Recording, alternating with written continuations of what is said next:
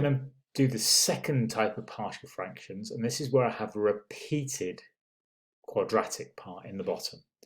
And we set this up like this. So we have the a over this linear part here, and then we have b over 2x minus 1. So that's the first part without the squared. What we're doing is something called building up the powers. Because we've got this one repeated, we're going to have the c over 2x minus 1 squared. Now you're never really going to go to a cubic here, but we will keep on building the powers up here until we got to the end in the same way. A, B and C are just going to be numbers, just real parts without x in them.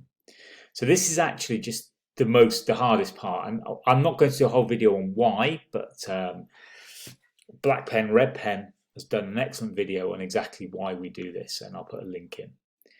So this just follows in the same way we've done them before. We're going to make the denominators on both sides the same so that we can cancel the denominators off.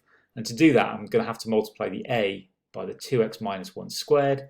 The b needs to be multiplied by 2x minus 1 and x plus 1. And the c needs to be multiplied only by x plus 1. So once we've done that, we're able then to cancel off the two denominators. So we end up with a linear. And from here, this is just your skill and your algebra and numeracy to get rid of each term. Now I will start off by making the x minus 1. Because if I make x minus 1, here this bracket will become 0, so I'll have no b's. And this bracket becomes minus 1 to knock out the c's. So it means that I can put minus 1 into here, which is 10. Add 3, take away 4, so 39. And minus 1 in here gives me minus 3 squared, which is 9. So 9 is 9a, and a is 1.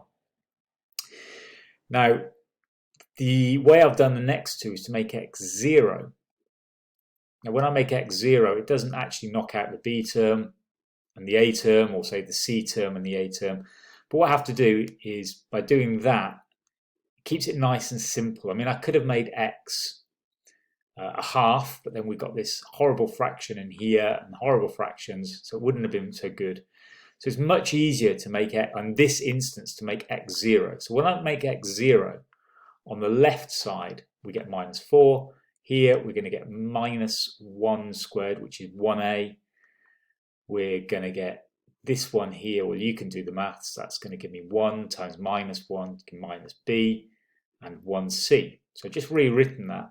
Remember that a is 1, so we're going to take that from both sides, and I've just rewritten it. And then I made x equal to 1.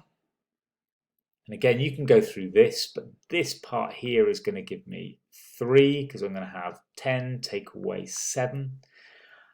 When x is 1, I have 1 squared. So it's nice, simple numbers to use. And I've ended up with two equations, simultaneous equations, which I can solve. And they're really simple to solve, even without a calculator. B is 3 and C is minus 2. So this is really just using algebra and numeracy. And then we can write the whole partial fraction. We can rewrite it in this form here. So we've got our a as 1, our b is 3, that was here, and our c was now is minus 2, and that's over the repeated part.